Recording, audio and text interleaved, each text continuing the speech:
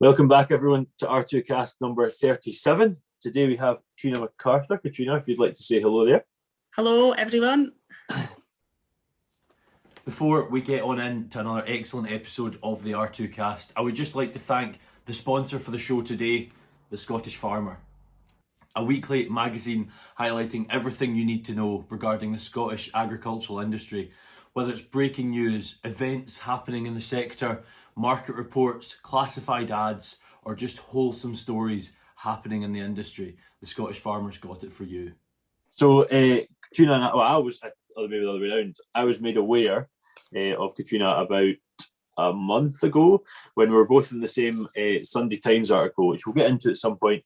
And honestly, I don't know you, Katrina, if you were aware of myself, but I wasn't aware of you, and I don't quite understand how, because... No, I know. I don't know how I don't know. I wasn't aware of you either. And then once I got onto your page, I was like, oh. Yeah, exact same thing. Yeah, no idea how you just sort of assume when you've been doing this for a year or so and you've got whatever sort of following, you're like, oh, I know everyone that's doing this. I know, exactly. I know. I think when you do it, when you run an Instagram page as well, you're kind of doing it for your followers. So you never really... I always forget I need to be following other people, it's like some nights I'll be sitting and I start following a heap more folk, because you're always just posting for your own page. You're never really looking on others. Yeah, well, I mean, I've actually got another account where I follow people, I follow sports a lot. So I follow sport, footballers, athletes, that sort of thing. Mm-hmm. And I try not to do that in this account because I only try. It's very. That's like me. I've got my personal page where I post all my, it's a private page or just an ordinary Instagram, post my nights out and things like that. So I try and keep those followers different. Yes, well, it's a different demographic, isn't it? Yeah, definitely. I mean, to be honest, since I started all this stuff, I barely ever post on my personal page. I know. I'm saying of it. Yeah. I know. Just so caught up in this whole life, but yeah. You're from a farm, Could you tell us a bit about that?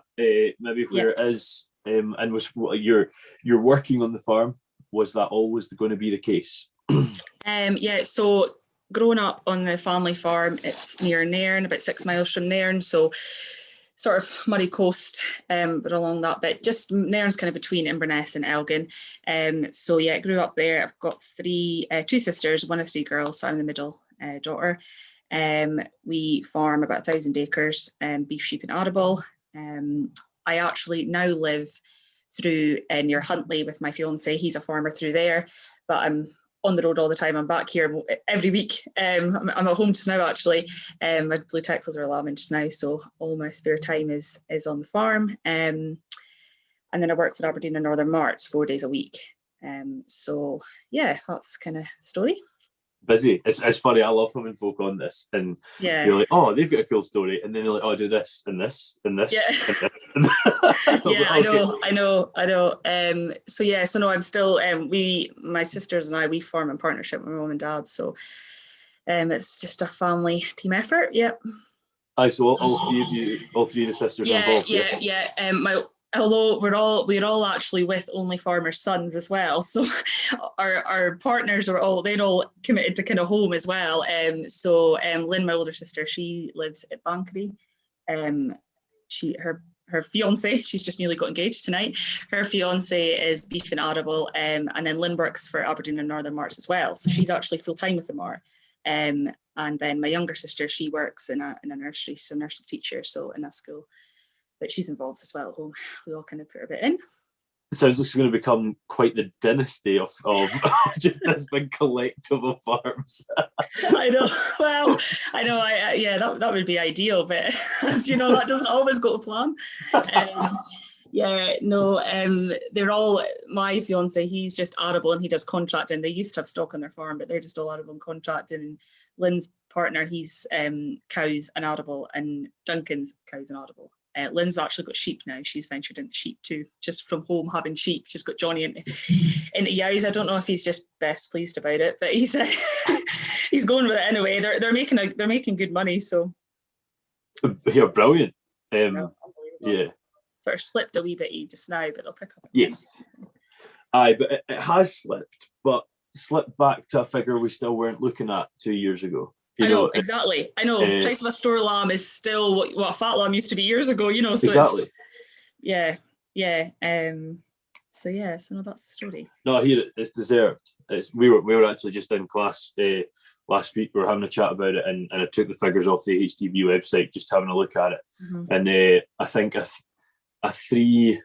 E3L was still $5.99 a kilo, and you're like, I know that's the absolute perfect grade, but like, still, and this is when we're back on. I know. It's great. It's deserved. It's required. I know. I think it's probably still not enough to meet the cost, of everything. But I think, as my dad keeps saying, everyone's going about how this trade for cattle and sheep's been phenomenal. It's been so good since, during COVID and things. And I think it looks so good because it's been so poor, Yeah. Everyone thinks this is a flying trade, but it's just because we've been receiving, bad trade, Yeah, and here with prices of everything else, like you're saying, I mean, fertilizers. I mean, the impact on fertilizer is the least of the worries of what's happening in Eastern Europe at the minute, but it's going to have a massive impact on that side of things as well. I know, definitely. If we can somehow forget the humanitarian impact, the further impact, it's still going to be drastic, and it'll be worrying. But hopefully, from a price perspective, it either keeps going in the right direction or stays where it is, and inputs can somewhat stagnate. But yeah, definitely. Who knows? I don't understand economics. I know you need a crystal ball in this game, don't you? Yeah, exactly. So, beef, sheep, and arable. Could you go into a bit more depth? And you mentioned the blue Texels there, which I think. So the farm we're on, it's on a secure tenancy with Corded Estate. So it was 1965. My granda and my granny came here. They were in a previously tenanted unit, and then they got this chancellor down here, which is Newton of Budgate. That's our home place. And then in 1976, my granda bought the farm that we own just 3 miles up the road. So that kind of expanded things. And then we rent a third unit on just like a term lease. So yeah, that kind of takes us to 1,000 acres. So we're growing about 256 acres of crop, spring barley and oats. So most of it the barley goes for malting, and then the oats go for milling. If everything works out, you're always at harvest time. Every load's going, but you're sometimes left with stuff. And then we're calving about 160, and then with about 700-ish ewes. And I've my 14 blue Texels. I bought my first one in December 2019. Yeah, this is my third lambing with them. So yeah, they've just kind of been built up. And I've got quite a few yow lambs from last year, hogs that'll be coming through. So yes, you can see how it expands quickly. And I have a lot of yow lambs just on the ground now. So probably end of this year, I'll be able to start, deciding what I'm keeping, and I can hopefully sell some as well. How are you quite happy with the blue Texels 3 years on? It's obviously delighted with them. And we've got we lamb just now. We lamb about 30-ish Texels, and then my blue Texels kind of February, and then we start our cross yows on the 1st of April. So we've had Dad's had Texels since about the 80s, I think. He's still quite into them. He used to do quite a bit of showing with them and things, and they used to all be pedigree. Now he's got a couple of pedigrees that run with the blue Texels, but the rest of them, they're just purebred, but not registered, and we breed our own tups from them. So Texels, they're not as easy lambed, the white Texels, and that's what kind of there was that, and just I could see that these were becoming very fashionable, the blue Texels, and I think I just got into them in time because I've been to Carlisle to that same, I go to most of the sales just to try and get experience and meet folk, and going to the sales now, the ones I pick seem to be the ones that make like $3,000 and more. So I think, I basically went back to the sale the next year and went to the same pen that I bought my first 2 out of, and they were making like double the money, from the previous year. And they're just, they're so popular. Particularly seem to be with females as well, and younger ones. So they're great mothers and plenty of milk, and the lambs are up onto their feet really quickly. And then there's a commercial kind of aspect to them as well. We used the blue Texel last year for the first time over our yow lambs, over the hogs. So they popped out no bother. And then we've actually put blue Texels, some of my tups that I kept, we've put them onto gimmers, so they'll Texel cross gimmers, just to get the first lamb out. And then as a trial, we've actually put 8 pure Texel gimmers onto blue Texel, because we know folk like pedigree ones that do that. They'll put a blue Texel onto the gimmer just to get their first lamb out easily and back to the Texel. So we're trying that as a trial alongside our cross gimmers. We're trying pure Texel and to the blue Texel to see. No, it'll be interesting to see. We're Texels at home, but you hear horror stories, and definitely. We've had nasty ones ourselves, you know. No, definitely. So it's mules, mules, and then we put the mules onto the Texel tup, and then that breeds our own Texel cross skimmers, and then we're lambing. We're lambing about 90-ish hogs this year. Or there was a few empties. There was actually it was a good scanning for our hogs this year, because we used to do hogs years ago, and then we kind of stopped for a few years, because usually by the time you get to your hogs later in April, you're just fed up. Yeah, so they're on a bit of hard work. But we've gone back into them. So we're lambing hogs, Texel cross hogs this year, homebred ones, and then we've got mules out of Castle Douglas. So I think last year the gimmers were so expensive to buy in, we just sort of decided if we buy, we may as well use what we've got at home, our hogs, but get a lamb out of them, and they grow really well, after, and they do well. So they'll lamb just kind of the top one out with them kind of 10 days after the cross show. So March and April's busy because it's we calve a wee bit here. No, now, in fact, the first one's just calved just a few days ago, and then they kind of blend into the cows. The cows start kind of end of March, and then so it's all happening, sowing as well, and that's Limousin cattle, that's so Limousins, we used to be into pedigrees. We still got pures. My granda bought his first ones. Oh God, I should have looked at the dates. One of the first actually up in this area to get Limousins. He went out to France as well and bought pedigrees. So my dad and my granda had a lot of good times with showing pedigree Limousins, and sold bulls at Carlisle and Perth and things. And then unfortunately we got Yonis in the early 2000s with something they bought in. So that kind of, Dad my granda, he died in 90. The year was it? God, the dates are going out my head. 1995 he died. So my dad, he'd quite a big handle in himself to sort of. At that point, we had over 300 cows and about 1,200 ewes, and we were, on quite a big scale at that point. And the Limousins just probably weren't at the forefront. My granda was really passionate about the showing and the sales. That probably just wasn't his main object at that point. So and then of course they got the Yonis, so they were kind of wiped out, the Limousins. So I think we probably do have still got semen in the store and embryos and things like that, but now it's so expensive to try and get back into them at that level. So we've just got a few, and we sell the odd bull from home, and use them ourselves. It's handy to have a spare one. But a few years ago I would have been really into getting them up again, but just you need a lot of money to get into that pedigree again now. And I'm into my blue Texels, so no, it's changing times, I would say. Aye, no, absolutely. And it's I guess I'm moving away from the livestock onto the arable side. Is it's all spring barley and oats, you said, is that? Spring barley and oats, so that's that's never really changed. We kind of fluctuated in cows and sheep numbers, but that's always, he was maybe growing about 50 acres more than he would and Dad would have before. But I suppose it's like everything. If you drop your ewes a wee bit, you've got more land to grow crops. And we're not far from the sea at this farm here. We're only, God, I think we must be like 150 feet above sea level here. So we've got a lot of, we're flat land, and then kind of a bit of hill, not hill ground, but kind of steep. We've got like braes above kind of stubble, and then Country Doon, the farm we own, it's a lot higher up. It can be a different climate up there. It's only 3 miles away. Do you use drill, spread, spray, harvest yourselves, or do you just get folk in? No, we get sower in. So our neighbour does our sowing. What else is contracted? Sprayers contracted, and the combine is, we used to have our own combine years ago, but as things, it's staffing as well. And we've got full-time boy who works for us.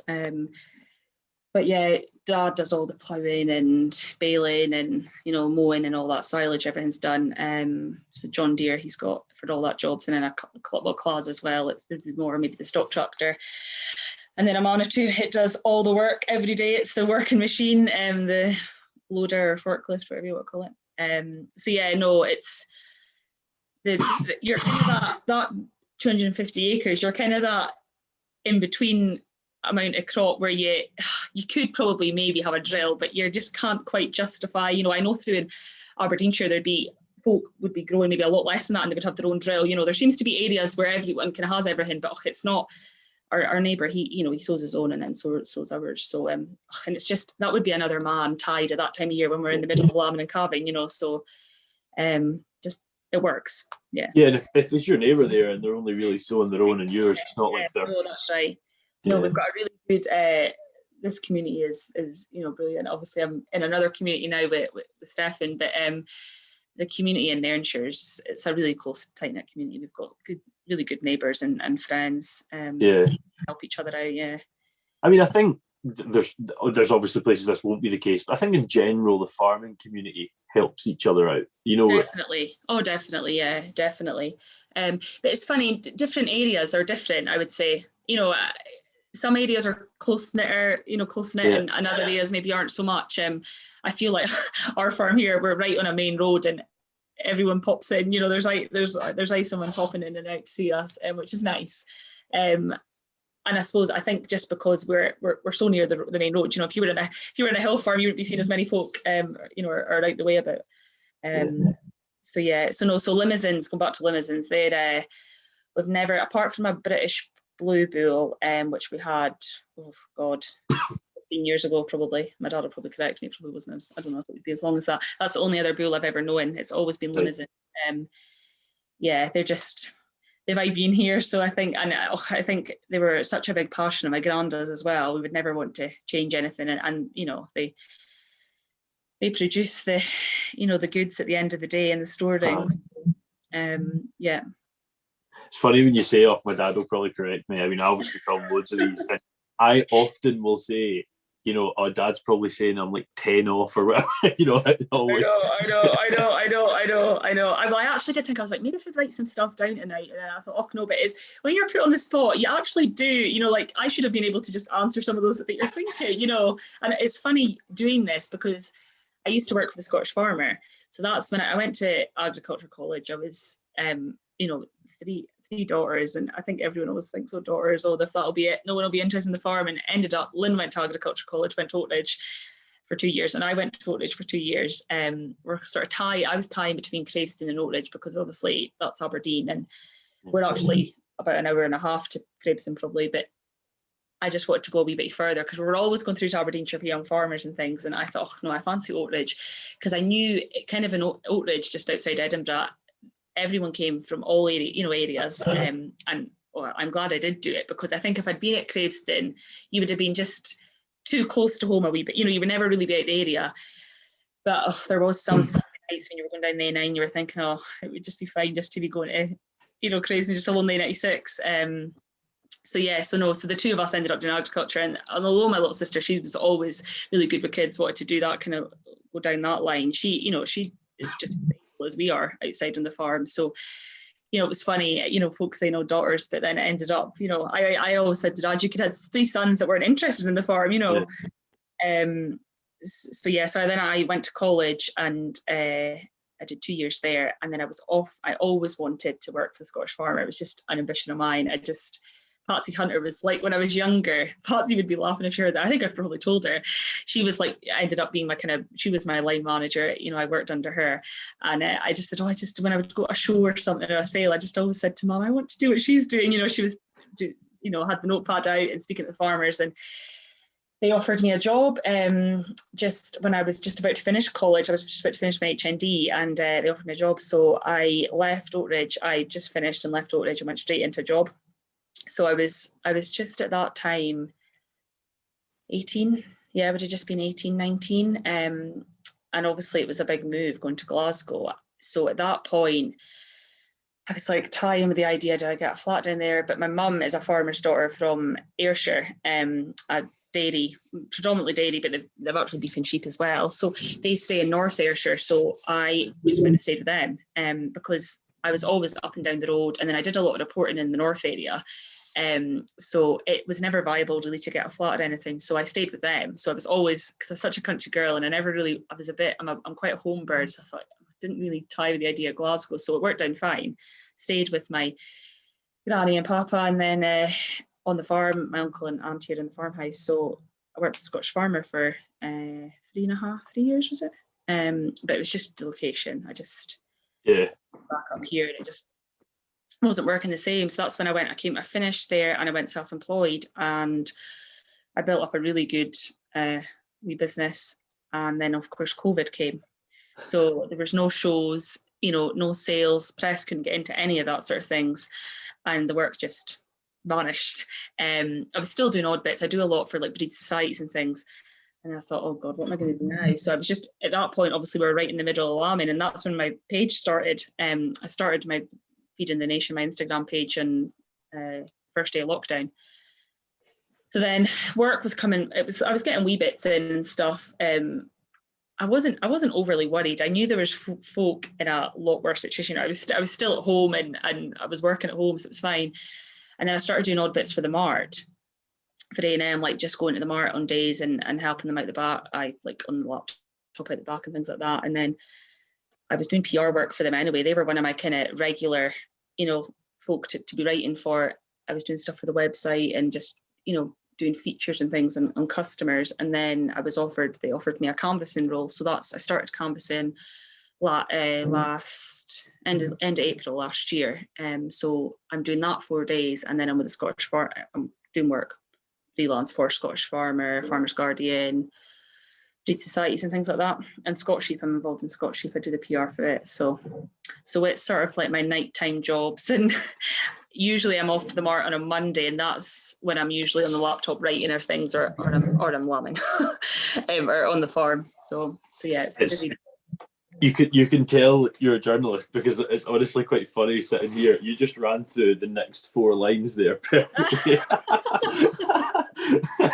I know. I also talk for Scotland as well. I saw a thing on Facebook the other day, and it was like all the kids who had to sit in a parents' evening, or you would go every subject in the academy, and they would just say, yeah, I mean, she's getting on fine, but she just can't stop talking. That was me. I was that kid.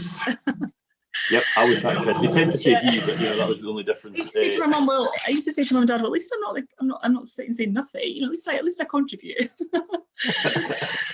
It's actually quite funny. I mean, I've sort of went into a career where I am now working with my old lecturers. And they've told me that. Yeah. You know the one that was you. Yeah, I know. I was quite often the kid that was out of the class. Not often, but I was never bad. I just talked. But like, I always felt like talking, you gained from that. But I can see why it's annoying. But yeah, it's yeah. So sorry, I've probably went and answered all your next questions. No, I'm probably going to jump back to a couple of them, but it's all good. The also great that you're doing some promo work for the Scottish Farmer for me. I don't even need to do my own job. I just did a feature recently for them on a livestock farm in Aberdeenshire. So yeah, no, it's funny seeing your name back in there at times, because I was there. But I learned so much there. I am really grateful, especially to Patsy Hunter. She taught me so much when I was there, and then of course I made contacts there. When I left self-employed, that's how I built up such a a good wee business. Would you work alongside Claire Taylor? Yeah, I did. I worked with Claire for a bit. I'm just trying to work out when I left in December 18. So yeah, I left in December 18 and I started self-employed January 19. So yeah, I was with Claire for a wee bit. Yeah, she just moved on this week. Yeah, that's right, to Jane Craigie Marketing, which is actually just Jane Craigie is just a stone throw from our house, really. She's quite really? Me and Stefan stay, Such a tiny world. I know it is definitely, no. But I was going to shows, we grew up, like we did it.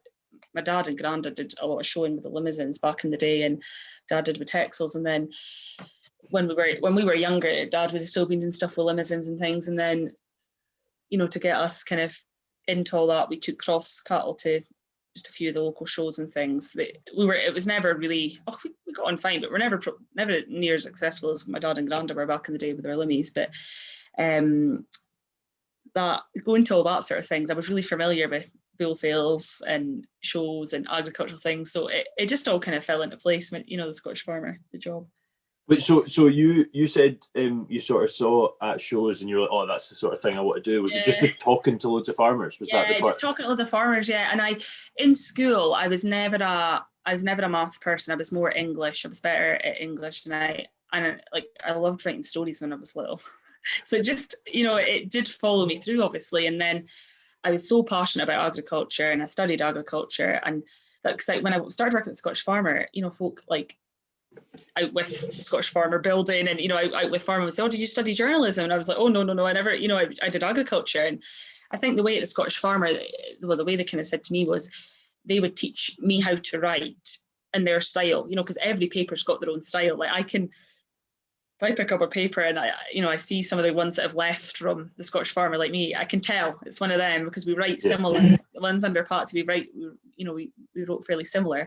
So I think it was just had the knowledge of farming and just how farmers worked, and then they taught me kind of how to write. It's quite interesting looking at that side. I mean, for you listening, guys, if you want to look at, Katrina's looking at it coming from learning agriculture and then going into journalism that way. If you go back to R2Kast number 30, we had a person called Anna Jones on who went into journalism and moved into agriculture. So it's quite cool to sort of see that.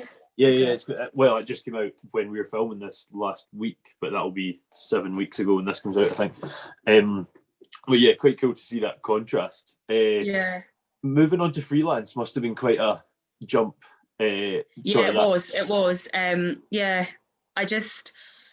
It was location mainly, and I was up and down the road all the time, and then obviously I was, you know, with Stefan, and I was missing, you know, home and things like that, and, you know, I'm so used to driving, I'm so used to being behind a wheel now, but, you know, I was sometimes down on a Monday morning and back up on a Wednesday night because I had to report or something on, you know, at the end of the week up here, and it just wasn't viable anymore. So it's kind of hummed and hawed, and Mum and Dad says just go for it. And I kind of spoke to a few folk before, like the local paper and the Press and Journal and ANM and things like that, and I put my word out, and then of course then it was unbelievable. Like breed societies were getting in touch, because I met them all through the Scottish Farmer, and yeah, I'm actually busy again now. I'm at the point now, like I'm like, oh God, when am I going to get all this writing done? But you just do it. You know, I actually work better under a day. You know, if someone phoned me tonight and says, can you write me something for Wednesday? I would write it far quicker than if they asked me for it in a fortnight's time, you know? Yeah. So yeah, I know I suppose I was quite young to go self-employed at that point, but yeah, I really was really busy. And then of course when COVID came, I was just like, oh, for goodness sake. Yeah.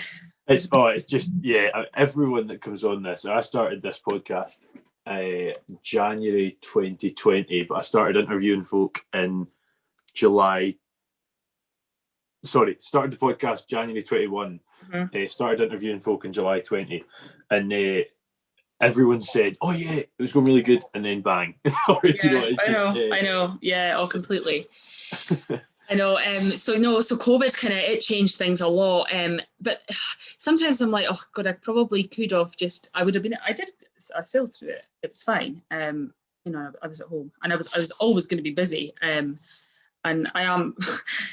My dad would maybe beg to differ, but I am fairly sensible with money, you know. So I don't have that. You know, I can save money, but I do like spending it as well. It's a tough one to learn. Yeah. Oh, definitely.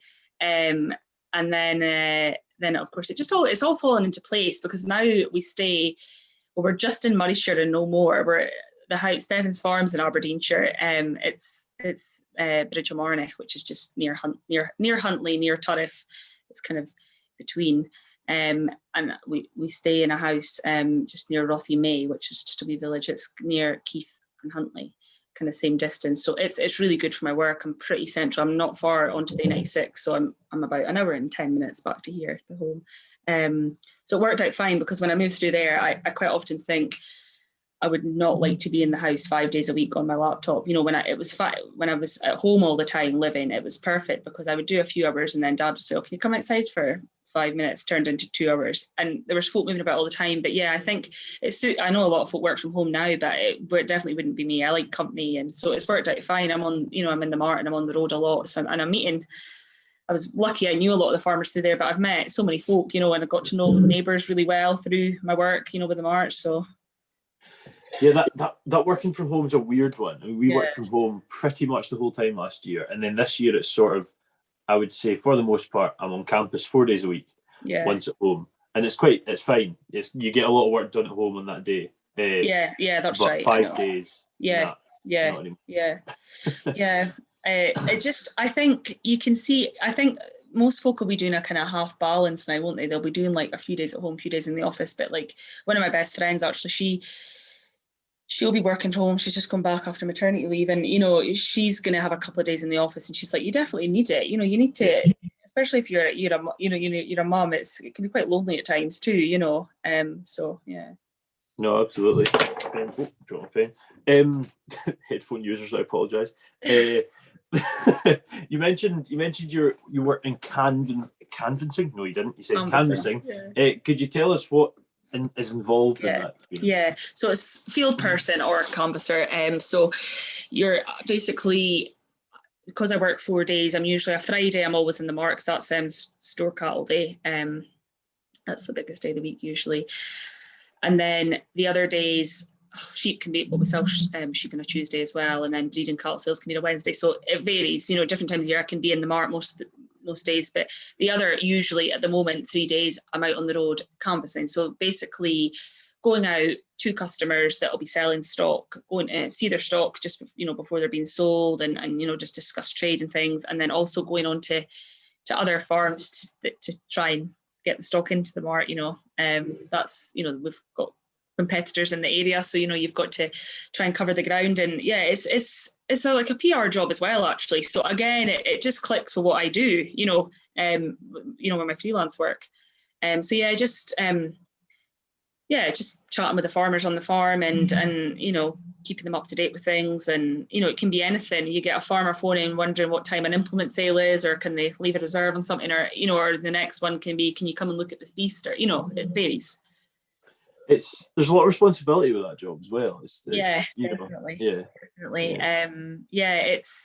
I definitely wouldn't go down most farms, when I started going in about, so you're doing auctioneering as well, you're going to be an auctioneer, and I was like, oh no, that's definitely not for me. I think that kind of, you've got to have it in you, you've got to, that's not for me. But I really like the canvassing. It just just as I say, it fits in with my freelance work. It's very similar. When I do my freelance work, I'll go out onto a farm and I've never met the farmer, and then I have to write 1,200 words to them, and I just sit with a notepad, and I meet new folk all the time. So it's similar. I'm just not writing a story, So you're in the market once and out sort of canvassing 3 times a week? Yeah, it's 4 days a week, and then it does vary. Sometimes I can be in the mart 2 days a week and then 2 days on the road. It just depends. But in the back at kind of November, December, and then this last couple of months I've been the mart on a Friday and then 3 days out on the road. So usually when I'm in the mart, I will read tags out the back. We read all the tags of big lots, and then we key them into the computer so that we've got all the numbers ready for the beast coming through the ring. Ties up with the passports as well, make sure we've got the right passports. Or I can be on the iBidder. It's quite a big thing now. We were the first to do it, actually. So yeah, the iBidder is still well supported, regardless of the mart being kind of back to normal. So that has to be manned the whole time, obviously. It's interesting you say that, because I was just going to ask, I mean, with COVID, there was this, how are we going to sell our stock? If we can't go market? Well, I remember when COVID hit, obviously, at that point, I was just self-employed work. It's very complicated. I was just doing self-employed work to the mart. I was doing like the writing stuff for them. I was doing stuff for the website and things like that. And then I was just doing casual days. I would just go in and help them on odd days. So I wasn't canvassing at that point, but it was really strange. Obviously with my sister working there, I actually remember she went to Caithness because we've obviously a mart up there, and she stopped in by to get food, basically, because her and one of the other girls had went up, and there was nowhere to stop. There was not a place to stop between here for food, and we were keeping a distance from her because at that point it was scary, and we were all in lockdown on the farm. We were never seeing anyone, but they were touching hundreds of passports every week. We just thought, God, she is in a prime place to pick it up. So I remember her coming in that day, and my mum felt so bad. They basically, such a long journey, Caithness through to Aberdeenshire, and she stopped in and had food a distance back from us outside. And yeah, it was very surreal, I think, there. And, and it was scary. Yeah, it was. And it's funny looking back. Yeah. I mean, when I watched Clarkson's Farm, there's that episode where they talk about COVID hitting, and they've got that video of London with one person walking through. I know. That's utter madness. Well, we went into lockdown on the 23rd of March. We announced it. Yes. Yeah, and then our cattle were due to be sold on that Friday. So we sold our cattle the first Friday, the first store cattle sale in lockdown. We sold that day, and it was worrying because, you needed the cash in, and you also needed the space because, we basically sell our stores end of March to make room for the ewes coming in for lambing. We do a bit of indoor and outdoor lambing. I remember one of the neighbours came in. We kept a distance, and we're standing there and we're like, God, what the hell are we going to do? And I was like really worried. But then Dad says, well, back foot and mouth, folk just came onto the farm and bought them privately. But it was more the time that it might take to get them shifted. But then, of course, they went. Oh, it was weird that day. The lorry came and we sold. What would we have sold? That we usually sell about 120 stores in the spring. So, that the lorry came and they went off, and it was good Lynn working there. She was able to stand and watch them get sold, but we just watched it on the telly at home. And then the next year we were in lockdown as well. So we've actually had, like many other farmers, we sold 2 lots of cattle, in lockdown. Born in lockdown, obviously, and sold in lockdown. And it was. I remember that it was a worrying time from a COVID perspective, but even at that stage, now looking back, prices have went in the right direction. Yeah. But there was this. Yeah. Oh shit! Like this could be bad. I know. Well, we've actually the last 2 years we've had a fantastic trade for our store cattle. Last year the stocks averaged 283. And the heifers, they were about 277 or something pence a kilo. So we've had a really good trade the last 2 years. But again, last year I was at the mart, but everyone just had to watch from home. Yeah. No, strange old times. And I hope you've kicked your feet up and got comfy and enjoying another fantastic episode of the R2Kast with another really interesting guest. I would just like to quickly take another second to plug the sponsors of the show today, the Scottish Farmer, and I would strongly advise you to go out and pick one up this week and see even more of the fantastic people that are in our industry. I actually meant to ask you something earlier, and you just sort of jogged my memory there. Where is the market price of oats and barley went? Good, bad, similar? Mixed. Well, with this whole thing happening with the Ukraine and Russia, the wheat futures shot up to about £250. So I don't know. I'm not really sure how it's going to go this year. It's the fertilizer that's the concern. I was just actually asking Dad there. We've got 2 loads ordered, but it's that the malt and barley is. I think my way I'd be saying to Dad, kind of come off the crop a bit and focus more and build the stock numbers up again. But it's you need the straw, and the farm needs the rotation. And then barley, we obviously use all our own barley as well, surplus. So, but it's you're just making ends meet and no more with that. That the time you pay to get it in the ground and then you're selling it, the maltsters they're a bit of a sore point in this house at times. They move the goalpost. Yeah, as is normally the case, and it's. I think you mentioned Russia and Ukraine there. It's a country that maybe a lot of people weren't aware of hugely as Ukraine, but from an agricultural perspective, I mean, when you think of fertile places, the 3 places in my head: Fertile Crescent in the Middle East, the Plains in the States, and the Ukrainian steppe. Like they're the 3 places. You'd never think of Ukraine. I know. It's so that'll really. I must admit, the arable side, I don't not pay a huge attention, but I'm not as passionate. It's more livestock's my kind of thing. But I know it's the rotation, especially, with flats and, you know, it's suitable for it. And, you know, we need the straw in that. But I think when you look at the prices involved, it just doesn't add up, you know. And when you mention straw ain't cheap either. No, I know. Oh, completely. I know. Straw is, well, there is a fodder kind of crisis at the moment. Farmers are saying they're running out. Silage and things like that's not cheap at the moment either. Yeah. Let's maybe move on from the negativity and just sit and get sad. No, but I'm sounding like my father now. You mentioned about the Scottish sheep. Are you involved in promotion of Scottish sheep? Yeah, I'm doing the PR for Scottish sheep. So I know Robert and Hazel quite well. So that's kind of worked out fine as well. Very grateful to them because they sort of put my name forward to the previous PR person. Was kind of retired from it, so I just kind of slipped in there. So yeah, it's on the 1st of June, Wednesday, 1st of June. So hopefully as many of you can come to that. It's going to be a really good event. Robert and Hazel are putting in so much work to it, as all previous hosts, and they deserve it so much because obviously with COVID, you know, the planning started like 3 years ago. You know. Yes, yeah, exactly. So it'll be great. I mean, there's going to be, you know, just as much cattle to look at, you know, sheep, cattle. They're great stock people, and a great location really as well. It's fairly central, Teelin at Dundee, so just off the main road as well, the A90, and you know, from all areas, it's quite easy to get to, you know. So yes, it'll be really good. But yeah, it's the meetings they've been held in for March, so I've been going to as many of them as I can. It's just location's a bit, you know, it's a bit further away. We've actually got a meeting tomorrow night, but I'm not going to make it because Spring Show is on Wednesday, the Royal Northern Spring Show at Thainstone. So that's another big day. So I seem to have landed with a commentating job out of the Mart. We all get jobs that day, and I did commentating at the Aberdeen Christmas Classic in December there. So I wasn't too bad at it because I'm doing it again. So well, it's handy when you can talk, as you say. Yeah, I know, but you know, saying I can talk for Scotland, but I don't like standing up and, you know, talking and, you know, right. Commentating's quite good because you're just kind of in the background, but folk actually standing looking right at you when I'm talking, I don't rate that at all. My dad had a wee party for his 60th just in the garden, and I was the one who said, oh, one of us better say something.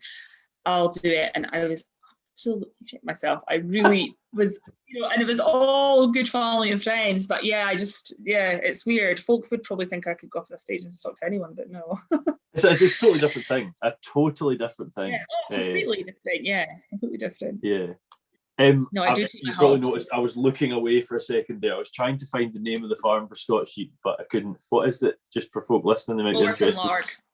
That's it. Overton Larg, Teelin, Dundee. Yep.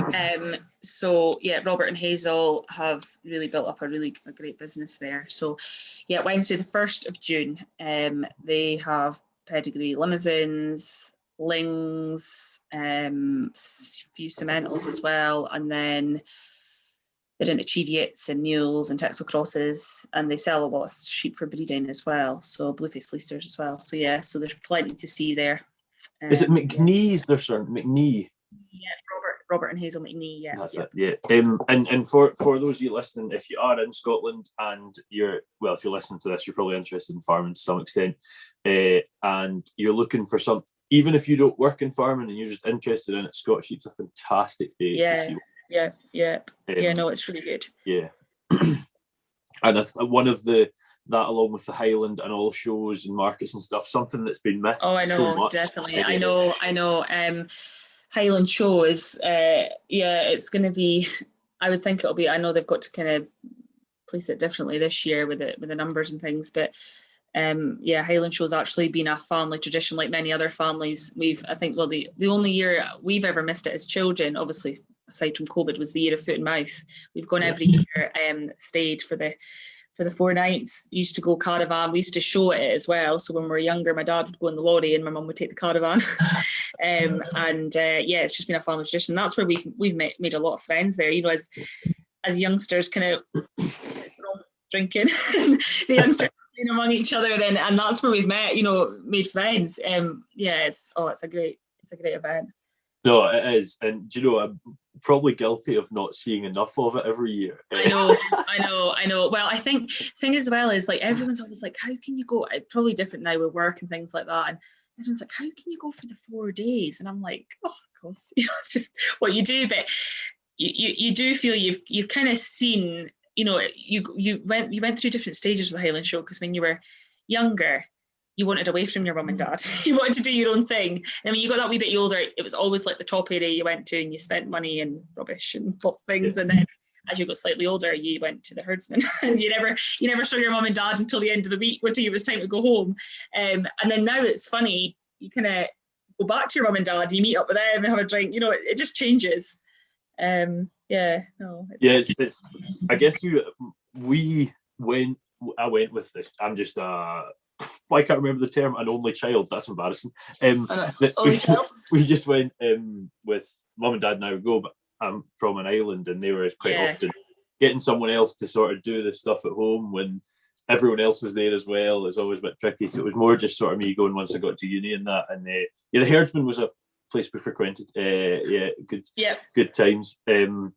There's actually just something sprung to mind that I probably should have asked. I forgot. ANM, Aberdeen and Northern Markets. Right? How many markets is there? There's 2. 2. Yep.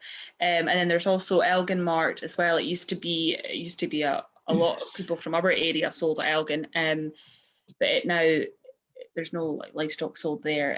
We hold like furniture sales and things like that there. But again, that's all online at the moment. Yeah. So there's Thainston and then Coy which is at Wotton near Wick. So yeah, that's the 2. Excellent. Around the start of lockdown, you've mentioned that you started posting on Instagram. Now, funnily enough, I started this on the 12th of April after lockdown. Basically got home. Yeah. I got furloughed on the 28th, so the day that you were selling. I got furloughed, came home. It was that gorgeous weather. One of the best lambing times I think we've ever had. I know. And it just made sense. People were stuck inside. Let's post some photos of lambs, and that's where I started. Were you similar? Yeah. It was that the 24th I would have made it my account, and I just knew I was going to be at home full time, and I knew you didn't at that point, you knew it wasn't going to disappear. I think some folk thought a few weeks, and then I just thought, I was obviously, again, it kind of tied into what I do, and I thought, right, I'll just start this account. And it's unbelievable the amount of people that like comment on it and message me, and there's folk drive by here apparently, and they're like, oh, that's Feeding the Nation, that's the farm Feeding the Nation. Like one of my friends, her cousin had my best friend, her cousin is a follower, and she's got all the like kind of her mum friends following, and one of them was passing, and she was like wanting to pull in and come and meet me, but she should off, and I'm like, yeah, I'm not famous. And I'm not like, I've not got huge, there's some with in it 10,000, 20,000 followers, but they're all just that'll be 2 years come 2 years come next month. I know. So yeah, I just started, and I'll never forget actually the first post I put up, because that morning it was a really weird feeling. The road was, thing was, we were still doing I don't think COVID, you'll be a bit the same, COVID really hit us until May time, because usually when you get into May, it's like, all right, we've done spring. And then we were like, God, this is what everyone's been doing. We were like just flat out, as most farmers were that time of year. And always May would be the time, you'd go off on a Sunday for, go and do something, you had time to kind of go away for a bit. And then you were like, oh yeah, we can't do that. And then that's when it really, when you got into that quieter period, it really sunk in. Yeah, so I just started. It was a good time to start it, because there's so much happening, some being away now, a few days I won't post anything, but once I'm back on the farm, I get posting again. And it's interesting when you say that. From a reach perspective, lambing time's gold dust. I know. Oh, it is. Definitely. That is when you get and people, I notice as well, is that people they seem to like it when you talk to the camera. A lot of people, they find that hard to do, but I think it helps, because then they can engage with you a bit more. Yeah. And I would just say, I think like the reels as well has become such a big thing. Like I remember making my first one not that long ago, and I was like, what on earth am I doing? But they're like a big thing now, the reels. Yeah, well, they're sort of like Instagram's TikTok, aren't they? They're like, but I hope it doesn't go too much like that way. I hope kind of stays the same. Yeah, and I started on Facebook and actually Instagram started 3 years ago, but I never done it. But I started the Facebook and then Instagram came second. It's so much more confusing to do the Instagram side, to be honest. I know exactly. Yeah, no, it's great, and I've met so many folk on it, to speak to, and I've actually seen a few of them down. We go to Carlisle a lot that's where we get our Limbs and Bulls and obviously Blue Texels and that, and I've seen a few of them as well down there, and it's really, and a lot of folk have actually made accounts like myself during COVID. A lot of us did it at the same time or just after. Yeah, I'm good pals with Mel, Blue Tex as well. I've known her for a while, and she's a bit of a sensation on it. We've been on this Farm Life. Yeah, absolutely. Yeah, it's cool. I speak with quite a few different social media people on this, and there's like a proper community there. It's class. Yeah, definitely. Yeah. Like I had Louise Crowley on recently, who's obviously massive in Ireland, and loads of different ones. But have you felt like it sort of brought you opportunities out with work as well? And it has, I suppose. I had a few folk actually message me and they were like, "Oh, I didn't realise you did this. Could you write a piece for me?" So yeah, I definitely have had bits like that. And obviously I was in that article with you, and then I was in an article about a year ago in our local paper, and that morning I just had so many more followers. Like, I know if you were on telly you'd be getting a huge amount of following, but just even being in the local paper I had more followings. I'm trying to think what else I've had. Not had anything too major, because I know a lot of them, they're ambassadors for things and that now.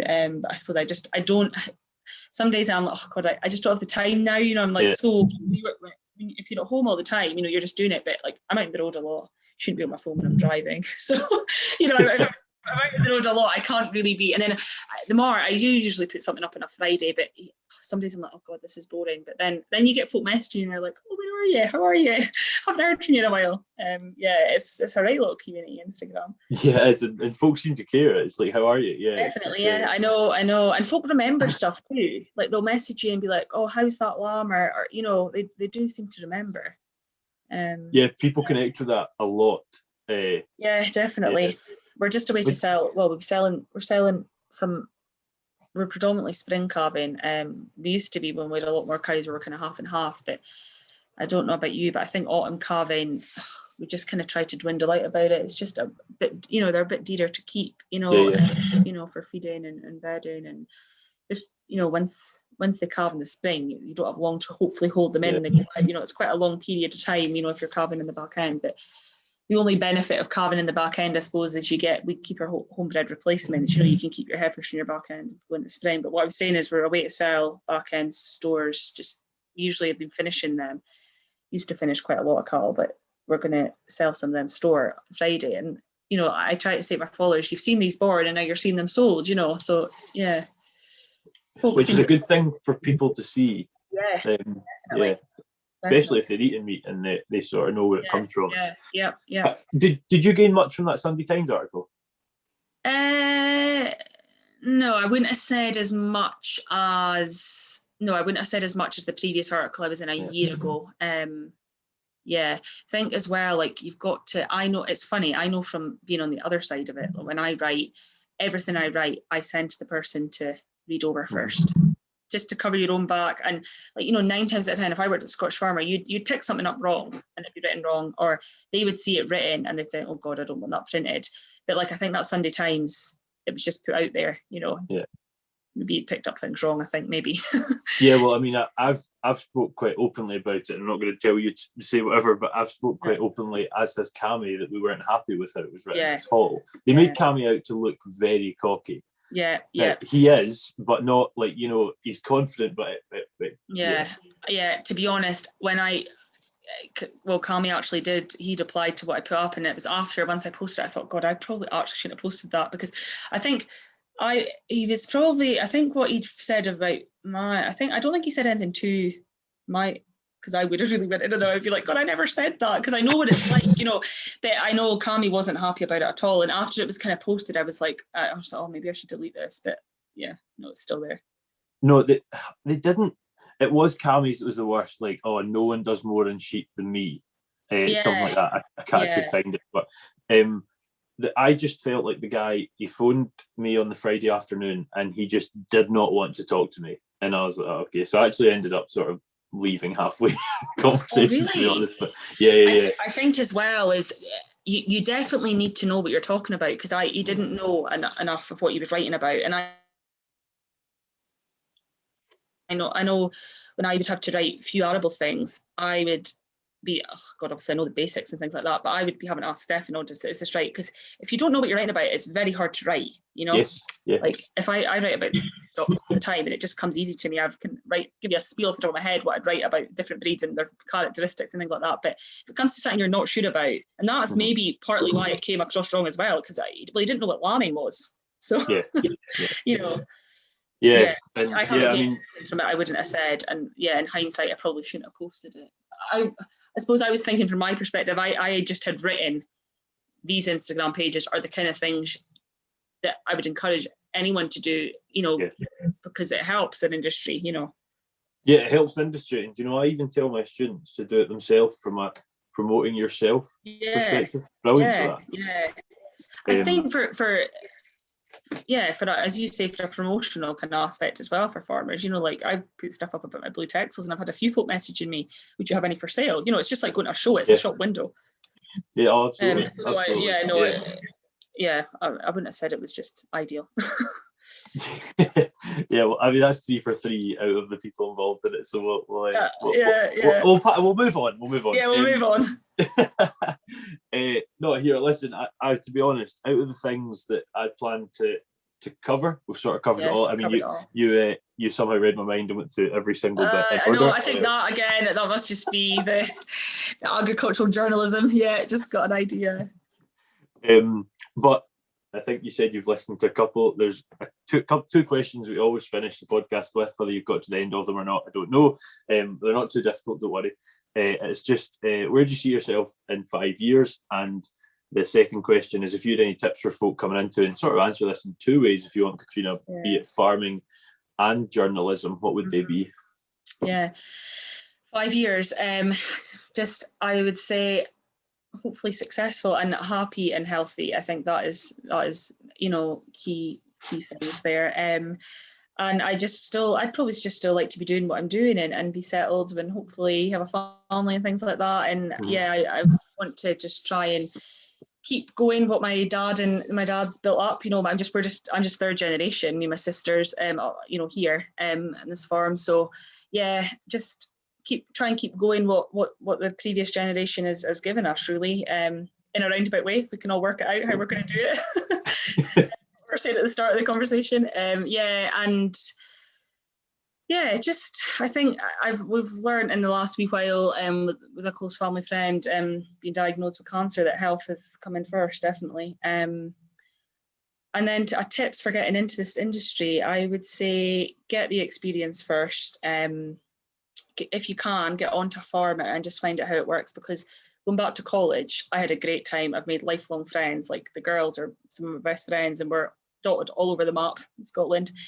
But I don't actually know how much I would have actually learned. I learned a bit at college, but you're there for the social aspect as well, completely. Yes. Agricultural. Yeah. I actually think I probably learned more at the Scottish Farmer, going out onto a farm and finding out how that farmer farms, if you know what I mean. I learned so much more about breeds, just farming systems. I think sometimes in the classroom, it's a bit too textbook. You know, you're learning almost off the radar a bit. Oh, I definitely did learn things. Don't get me wrong, don't not go to agriculture college, but I just feel being sort of just hearing it from the horse's mouth, you learn so much more, obviously, and just seeing it, you know. So yeah, I would just gain, you know, get the experience and don't be afraid to ask for help. But yeah, it's not the easiest industry to get into, obviously, is it? No, it's not. But I think this podcast that I've been doing now, you're number 37. There's been people that have been born in farms, people that haven't been in farms, and there is ways in. And I guess the sort of the textbook stuff in the classroom sort of builds that basis on what you can sort of learn when you go onto those farms. Plus that sort of social network you build up is also very important in this industry.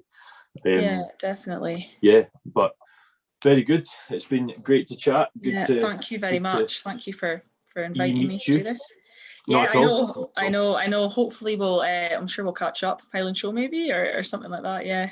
Well, Scotch Sheep as well. I take it you'll be there. Scotch Sheep, yeah, I'll be there. Yeah, no, that would be good. Yeah, no, I've listened to quite a few of your podcasts. They're really good. Thank you. It's good.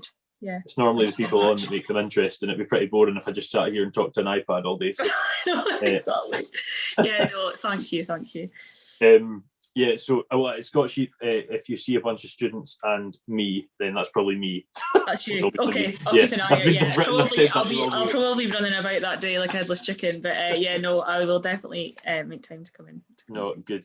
Sounds good. And for those of you listening, guys, hope you've enjoyed another episode of the R2Kast.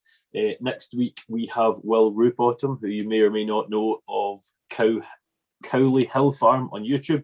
He'll be in to talk about starting on YouTube, his clean flock, and that is not dirty flock. That's a breed called cleans. And also he works for a company called Data Mars, which looks at sort of data use in agriculture. So we'll see you next week for that. Well, that's it. Another R2Kast finished.